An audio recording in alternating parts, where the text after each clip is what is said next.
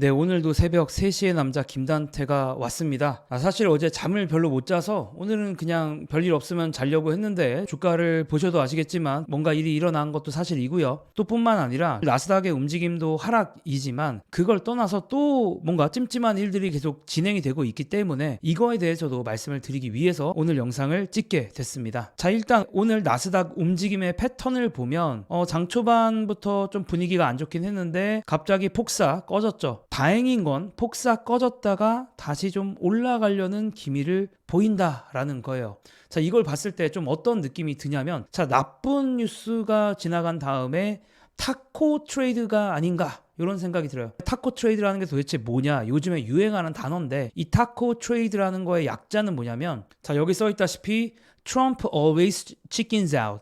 그러니까 트럼프는 언제나 겁을 먹지, 뭐 이런 얘기입니다. 그거의 약자를 타코라고 표현을 한 건데요. 뭐냐면 트럼프가 이제 항상 뭐 무역 전쟁, 그 뭐 관세, 뭐 이런 발언들을 하면 주식 시장이 이제 급락을 하잖아요.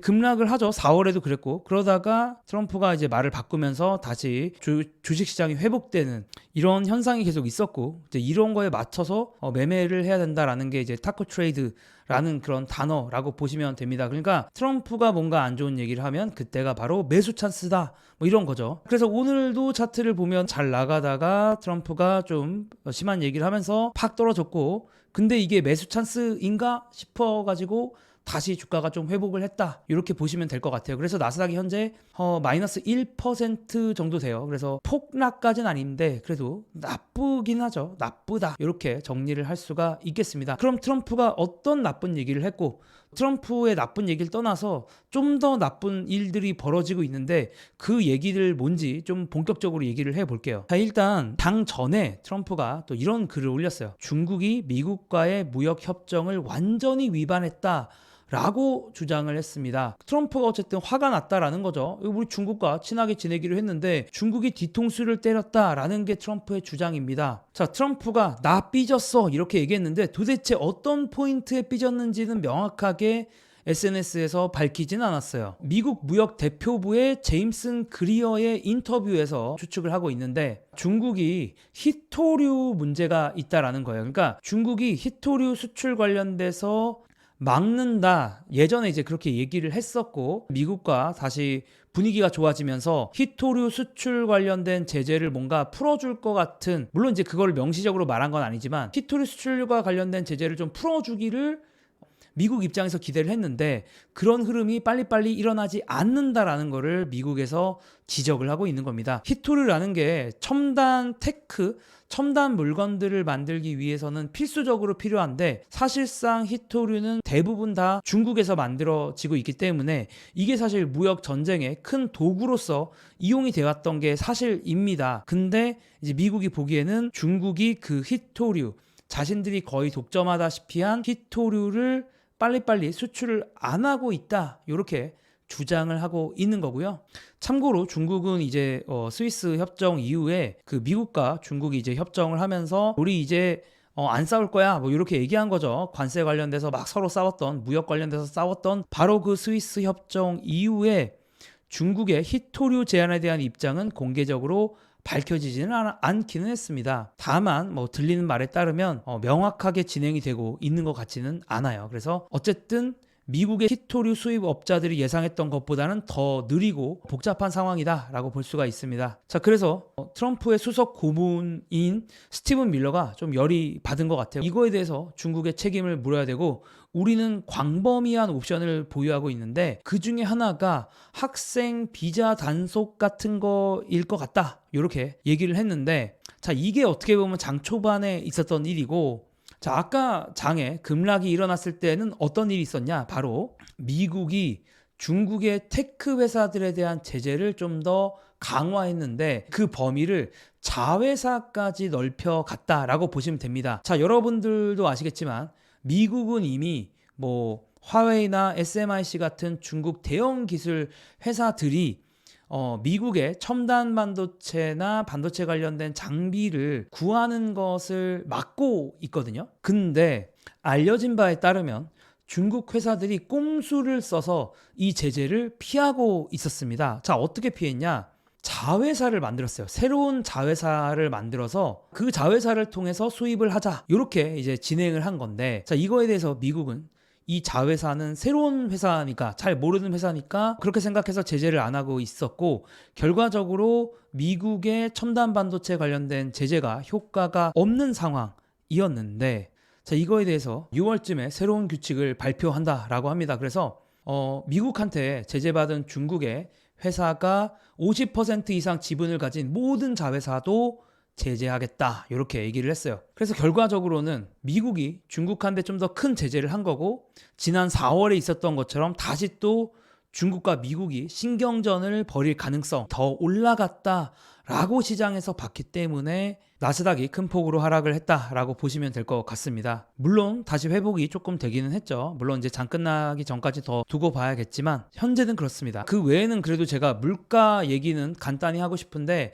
4월에 소비 지출 물가 지수라고 해서 PCE라는 물가 지수가 발표가 됐는데, 보시면 그냥 PCE 지수가 있고 근원 PCE 지수가 있는데, 결론적으로는 뭐 시장의 예상치에 부합을 했습니다. 근데 이 시장의 예상치 자체가 상당히 괜찮아요. 코어 PC 근원 개인 소비 지출 물가 지수 기준으로는 전년 대비 2.5%밖에 안 올랐고, 사실 이게 연준이 가장 째려보고 있는, 연준이 가장 신경 쓴다라고 알려져 있는 물가 지수거든요. 이게 2.5%밖에 안 올랐고, 요거 자체가 2021년 4월 이래로 가장 낮은 지표입니다. 어쨌든 그래서 연준이 더 좋아할 수밖에 없는, 물론 막 엄청나게 잘 나온 건 아니지만 그래도 연준이 좋게 볼 수 있는 물가 지표가 나왔다라고 얘기할 수가 있고, 좀 더 좋은 건 뭐냐면 요즘에 또 유행하는 바로 슈퍼코어 PC라고 해서 좀 더 끈적끈적한, 한 번 올리면 잘 내려가기 힘든 그런 물가 지수들이 있는데, 인건비가 많이 반영된 그런 물가 지수가 있는데, 이것도 금융 서비스나 보험료가 하락하면서 이 슈퍼코어 PC라는 게 2020년 이후에 처음으로 감소했어요. 그래서 제일 골치 아픈 물가 지수 중에 하나가 감소했다라는 거니까 너무나도 질적으로 잘 나온 물가 지수입니다. 물론 하지만 그럼에도 불구하고 시장은 알바노 시전하면서 관세 이슈에 좀 더 집중하는 느낌이 있었던 것 같습니다. 자, 그리고 또 하나의 이슈가 오늘 또 시장을 강타했는데, 전 세계 투자자들이 갑자기 새로운 우려를 갖게 됐다. 뭐냐? 바로 revenge tax, 그러니까 복수 세금 때문에 지금 시장이 걱정을 하기 시작했다라는 겁니다. 자, 그럼 뭐냐면 이번에 새로운 법안이 하원을 통과했는데, 이 법안의 일부 내용이 해외 투자자들을 긴장하게 만들고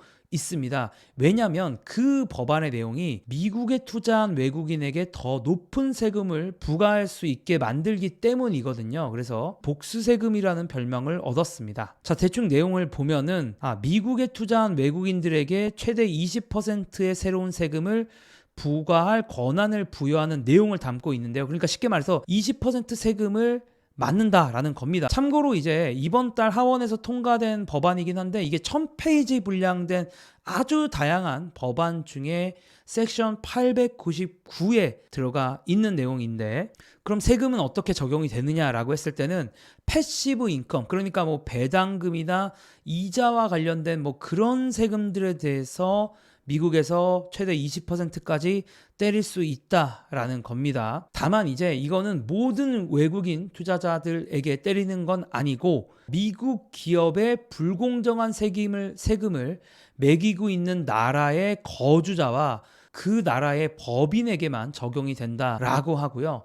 현재 이 법안의 기준에 따르면 주요 선진국 중 상당수가 자동으로 걸리기 때문에 이 법안은 실제 적용 범위는 꽤 넓어질 수 있긴 합니다. 1차적으로 예상이 되고 있는 부분은 EU 회원국 대부분들과 뭐 영국, 캐나다, 프랑스, 이탈리아, 스페인, 오스트리아, 터키, 호주 등등 최소 17개 나라다라고 하는데, 이 나라의 법인과 이 나라의 거주민들이 표적이 되고 있다라고 하긴 하는데, 한국은 해당은 좀 안 되는 것 같더라고요. 뭐 그나마 다행이라고 해야 되나?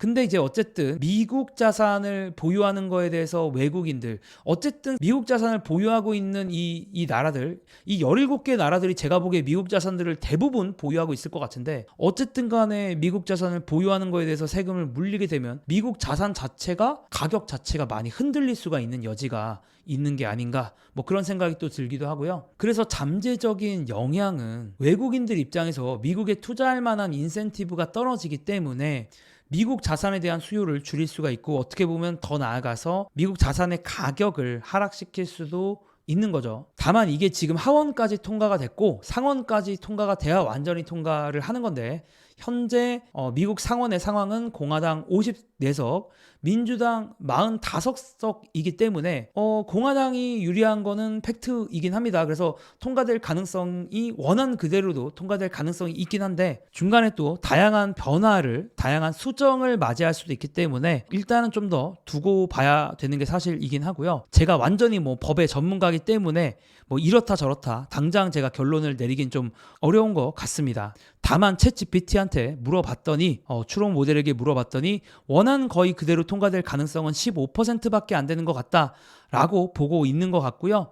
근데 일부 손지로 통과가 될 가능성도 45%나 되기 때문에 결과적으로 제가 방금 말했던 이 외국인들에게 세금을 매기는 섹션 899의 운명은 한 60% 정도는 어쨌든 간에 통과될 가능성이 있다라고 보고 있는 거예요. 그래서 상당히 좀 불편한 상황이다라고 볼 수가 있는 것 같고요. 다만 이런 시선도 있는 것 같아요. 그러니까 이 법 자체가 세금을 매기려고 통과가 된다라기보다는 이런 관점이 있어요. 특정 국가에서 매기는 미국 입장에서의 좀 불공정한 세금, 그러니까 예를 들면 디지털 서비스에 대한 세금, 이런 걸 이제 막 자꾸 이제 한다고, 뭐 이미 실행하고 있는 것도 있고 시행한다라고 하는 것들도 있는데, 자, 이런 세금들 미국 입장에서 상당히 불편하죠. 이런 세금 철회를 압박하려는 목적으로 자, 이 법안이 사용될 수가 있지 않겠습니까? 그래서 이게 통과가 되더라도 이걸 그냥 협상 카드로만 쓸 수도 있다라는 점도 우리가 기억해 둘 필요는 있을 것 같고요. 제발 협상의 카드로만,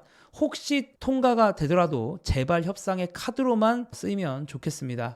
자, 물론 근데 트럼프라면 워낙 이제 이런 거를 진심으로 밀어붙일 수도 있는 사람이다 보니까 뭔가 마음이 그렇게 편하지 않네요. 4월을 한번 겪고 나니까 자라보고 놀란 가슴 소뚜껑 보고 놀란다고, 뭐만 한다고 하면 신경이 좀 쓰이는 것 같아요. 저는 투자와 관련된 블로그도 하고 있고 투자와 관련된 인스타그램도 하고 있으니까 관심 있는 분들은 설명란이나 고정 댓글 참고해 주시면 되겠습니다. 그럼 저는 또 돌아오겠습니다. I'll be back.